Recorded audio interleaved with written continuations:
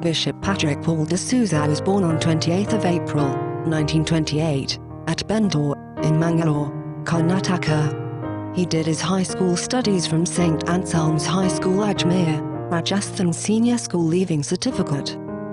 I had been in the seminary in Mangalore for philosophy, then came to Rome for theology, and afterwards studied there till I did my doctorate in theology. My ordination was in Rome, 1953. I came to India and came to my diocese, that is Ajmer.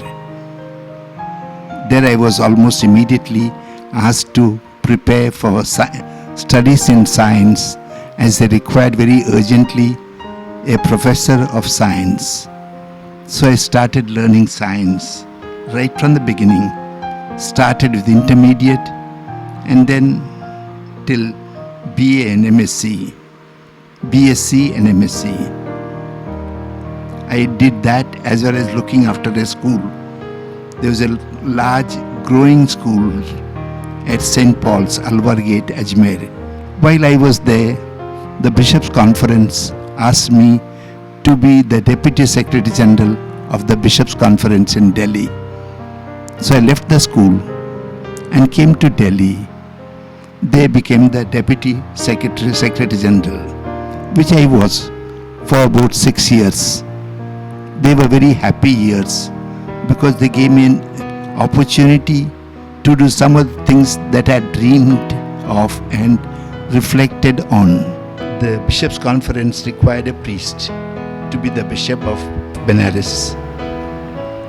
They called me, and that's how I am the Bishop of Benares now.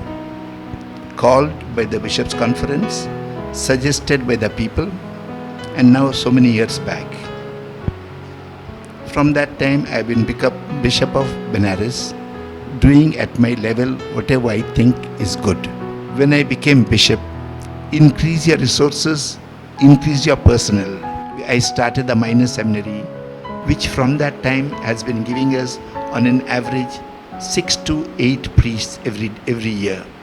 So this was increasing the personnel. Then increasing the finances. We regulated the money that we had. The money that we had, we organized in a way that it helped most in the primary work of the church. I did not allow anybody to spend money as he wanted. It is not those who earned would spend the money, but the money would be spent according to the objective of the diocese.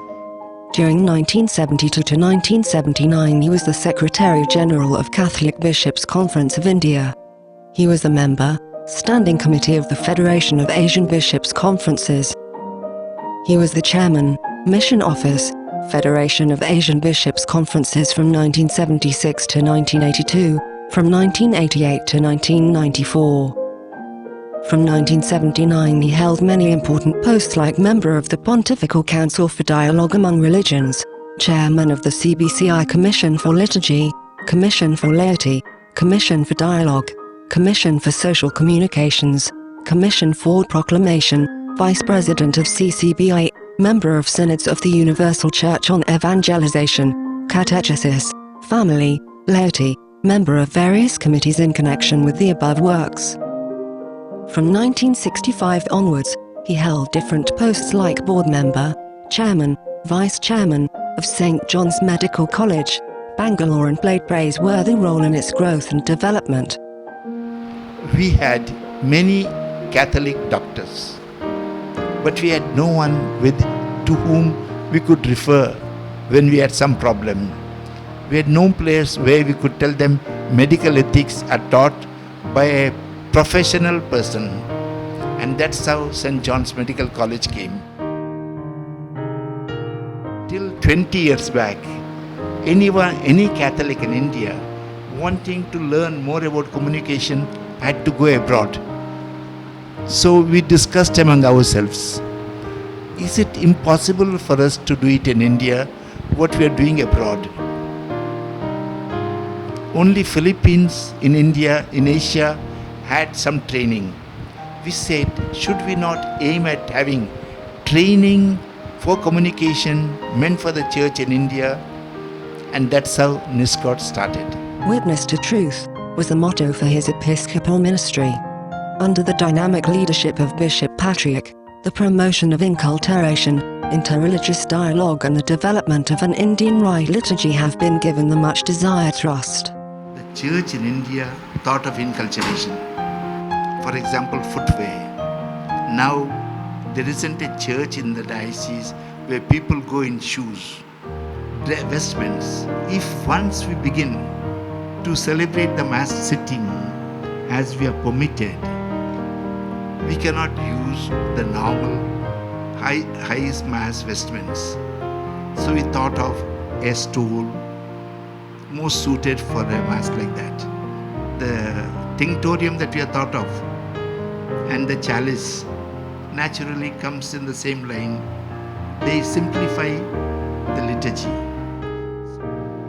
Interreligious dialogue has to be everywhere a part of evangelization, because Christianity says love one another, and we love one another when we understand their basic demands.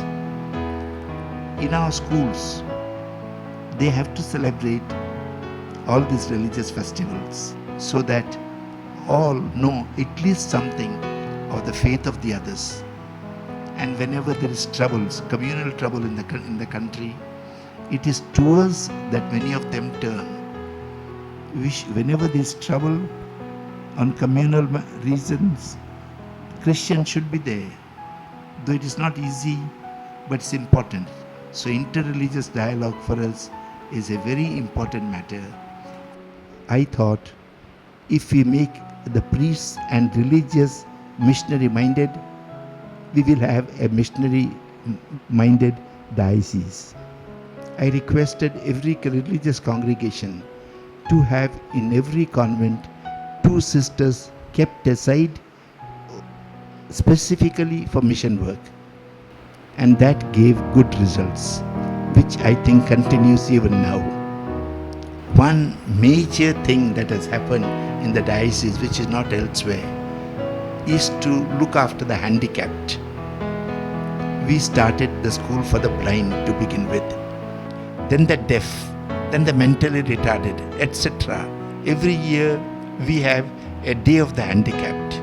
At the beginning, for 3 years, we had to spend the money to organize that.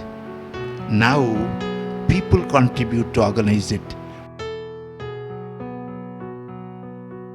Bishop Patrick submitted himself fully and completely for building an image of a caring church in Varanasi as well as in India. On April 30, 2007, he retired from the office of the Bishop of Varanasi. He was born to heaven on 16th of October 2014. A well-defined, purposeful life that accomplished.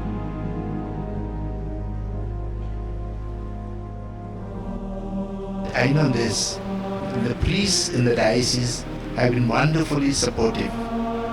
The sisters in the diocese have been wonderfully supportive. Religious in the diocese. I would have liked to say lay people of the diocese have been wonderfully supportive. My message would be, if anything, remember why you are here.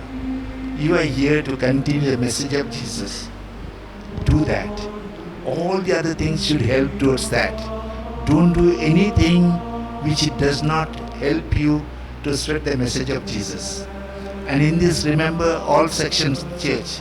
Priests, of course, religious, of course, but mainly the laity.